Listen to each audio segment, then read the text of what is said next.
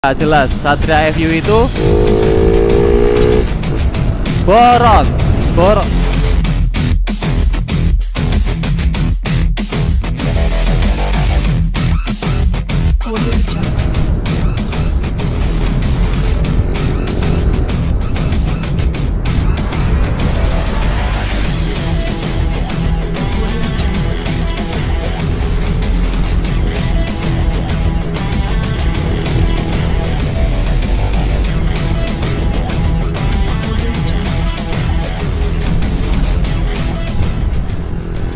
Oke, selamat pagi, selamat siang, selamat sore, selamat malam, selamat di rumah aja buat kita semua.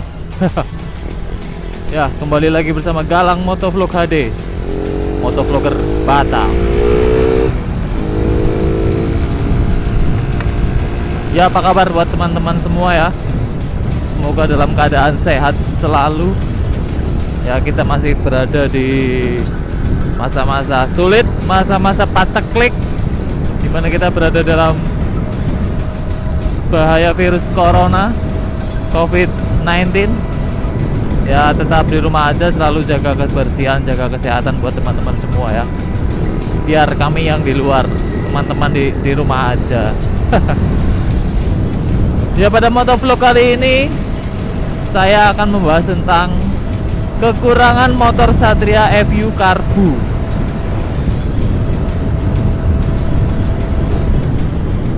Ini berdasarkan opini pribadi atau yang saya rasakan ya, selama sekitar, ya mungkin udah ada sekitar 3 tahun lebih lah ya, hampir 4 tahun aku pakai motor Satria ini. Dan akan ku ceritakan kekurangannya di sini ya.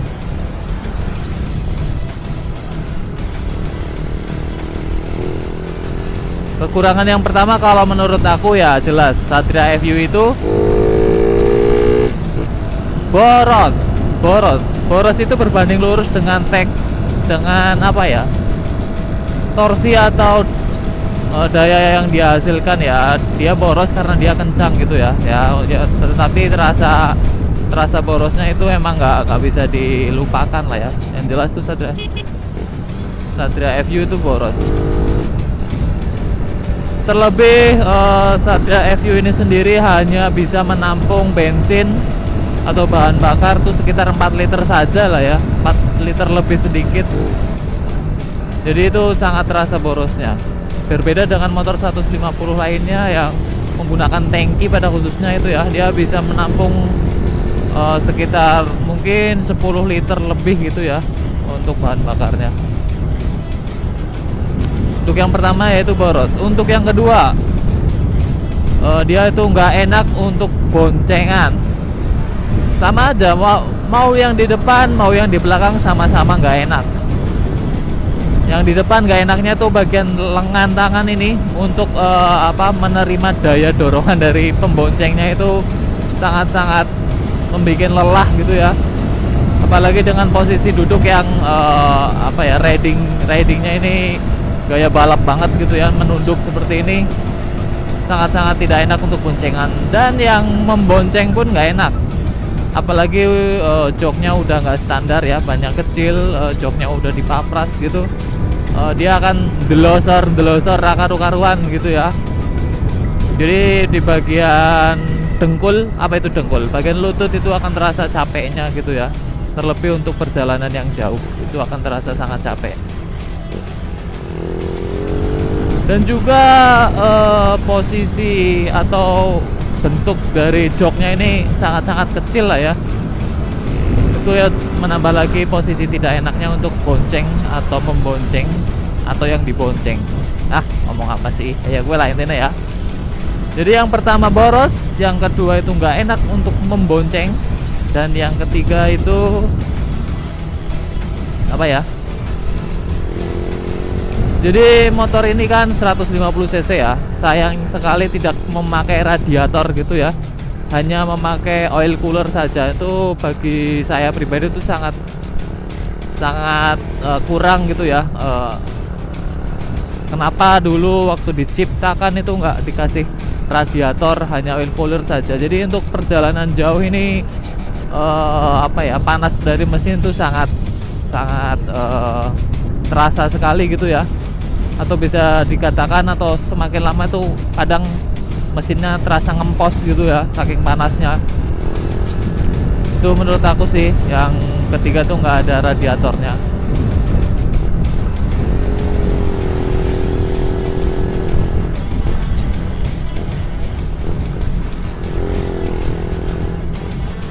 Ini aku menceritakan kekurangan Satria juga sekaligus melihat pemandangan ya. Bosan di rumah aja ini saya mengunjungi Piayu Laut, arah ke Piayu Laut. Panas-panas begini, hardang.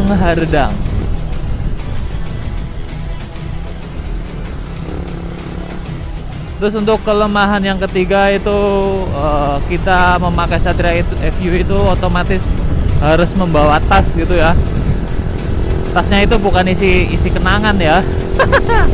Tasnya itu untuk perlengkapan ya, perlengkapan berkendara. Misal kalau musim hujan kita membawa mantel. Kenapa harus bawa tas ya? Kita tahu sendiri ya, Satria FU yang karbu ini tidak memiliki bagasi yang besar. Malah sama sekali nggak memiliki bagasi ya.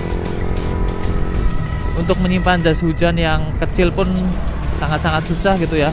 Bisa sebenarnya, tapi kita harus sangat mengepres pada bagian joknya.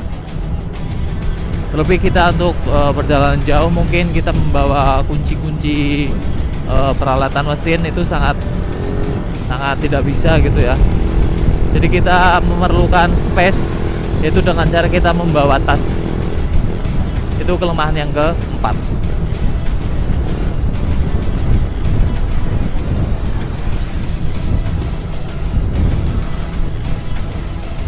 Look at the view bro, laut semua ya lah. Ini kok di Batam, ini di Batam ya otomatis laut semua. Jadi untuk kelemahan yang kelima yaitu mungkin bagi teman-teman Satria FU semua yang pernah menggunakan lama akan terasa sulit untuk dinetralkan gitu ya. Itu biasanya untuk motor-motor yang udah lebih dari 2 tahun, 2-3 tahun tuh bakal sulit dinetralin. Itu pun aku nggak tahu penyebabnya apa. Ini mau kemana?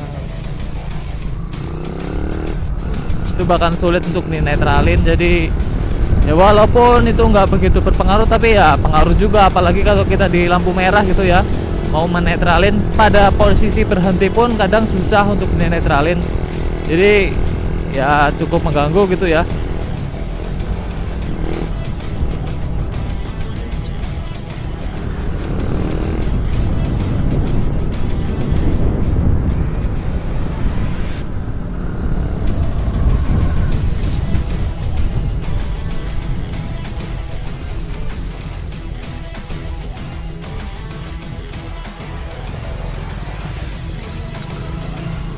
Kita putar arah aja bro, udah jalan mau habis.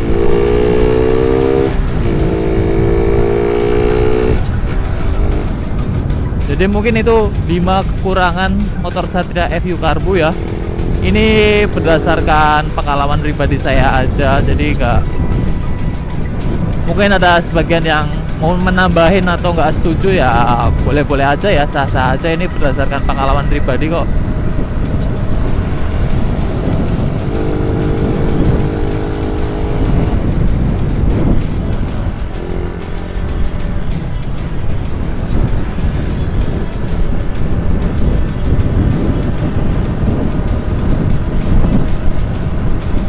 Oke, mungkin cukup sampai di sini ya motovlog kali ini tentang pembahasan Satria FU, yaitu tentang kekurangannya. Mungkin untuk episode motovlog selanjutnya aku akan membahas tentang kelebihannya atau apapun itu tentang Satria FU yang aku miliki ya. Jadi jangan lupa like, comment, share, subscribe ya, biar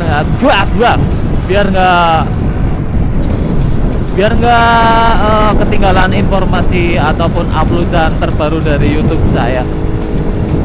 Oke, Galang Motovlog HD pamit. Keep safety riding teman-teman semua. Cuy.